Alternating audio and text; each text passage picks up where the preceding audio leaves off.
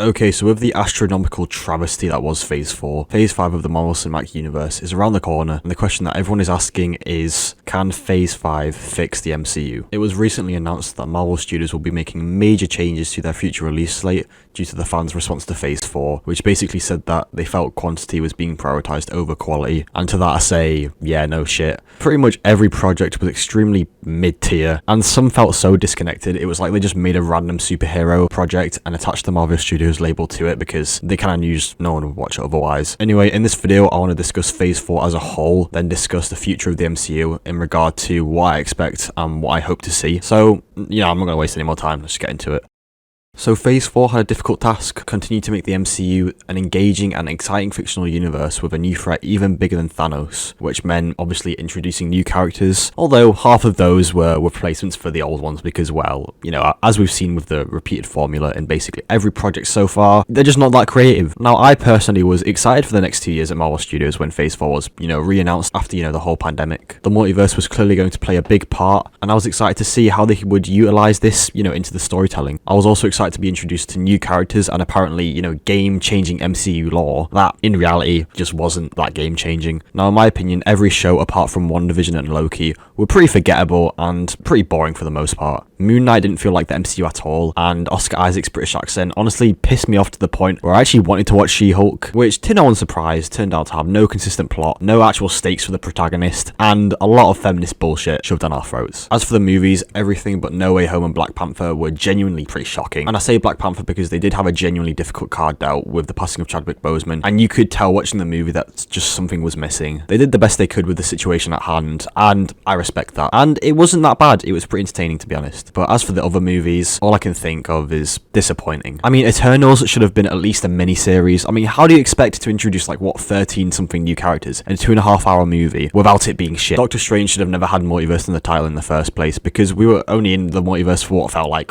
fucking 5 minutes. Should have gone with the title Doctor Strange 2 and just kept the multiverse like a surprise, because then it would have at least exceeded some expectations by fans. But what we got in the end was just super underwhelming. Thor: Love and Thunder is genuinely my least favourite film in the entire MCU, I'm not kidding, which is, big shock to me because Ragnarok is literally my top 5. No Way Home was the only one which is genuinely outstanding, to be honest, but that was technically Sony. So basically, Marvel Studios took a fat L this time around. Now, I'm not going to talk about Phase 4 any longer because quite frankly, I just don't want to, so let's move on to Phase 5. So some recent news announced that there will be major changes to the future slate of the MCU, which says that some of the shows will likely become special presentations instead of actual shows with 6 to 9 episodes. So it'll be like what we saw with Werewolf by Night and the Guardians Holiday Special, which personally I would prefer because most of the shows we've seen so far were shit, and both of the specials were actually really entertaining. And it also makes sense because, a lot of the episodes of the shows were just genuinely felt like fillers. You could cut down a lot of that plot, especially with shows like Miss Marvel. Half of that show was just didn't need to happen. In Phase 5, the only shows that I would cancel altogether if I could would probably be Agatha, Coven of Chaos, and Echo. Because, not to be sexist, right, but every female-led project so far has been catastrophic. Looking at Echo, I just do not care about her character that much, if not at all. I would also include Ironheart in this cancellation too if I could, because I wanted Iron Man to end with actual Iron Man in Endgame, but they've already filmed that show, and they're in post-production, I'm pretty sure, so it is what it is. Now, in this phase, every project is returning to already established characters except for Blade, but technically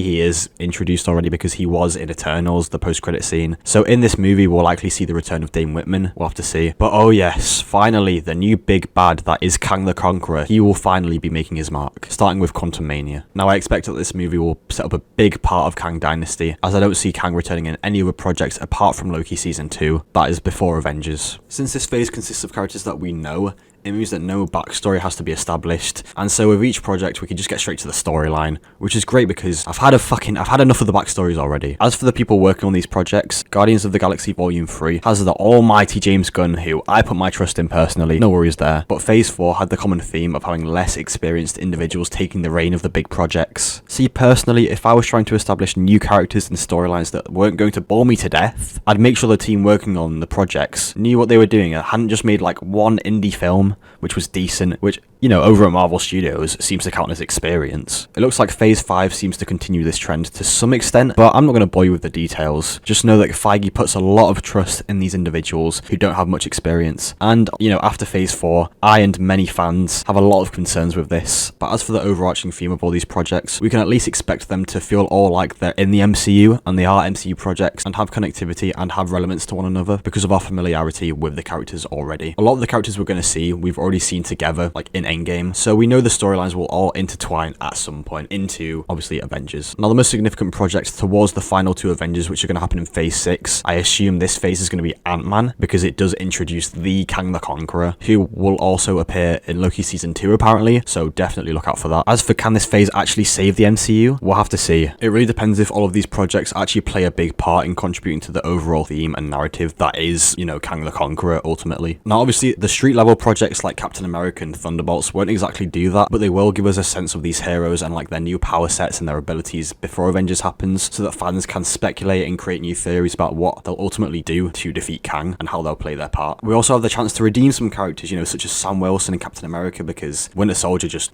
wasn't good, was it? And a lot of the Thunderbolts lineup. You know, Thunderbolts has the power to bring the light to a lot of characters that currently no one really cares about at all, such as Ghost, Red Guardian, and Taskmaster. I'm also curious to how some of these projects will actually end. I'd expect Ant-Man and Loki to end with some huge consequence which will lead into Avengers, but with projects like the Marvels, will it set up even more future plots for these characters, or will this movie kind of just let them defeat a big bad, then let them relax until Avengers comes around? There's obviously room for more stories to tell with all these characters, but Kang is a big threat, and I do hope this phase focuses on setting up the finale, you know, more than teasing plotlines which would inevitably have to happen after the Avengers movies, which would then just kind of make it clear that, you know, the Avengers will be a happy ending, everything will basically go back to normal, because then we can have these other plot lines which were set up in these movies. Honestly, bro, I could talk about my theories for the future of the MCU all day, but I'm just going to stick to the one phase today, and I will be sure to make videos on all of these projects individually when they all release.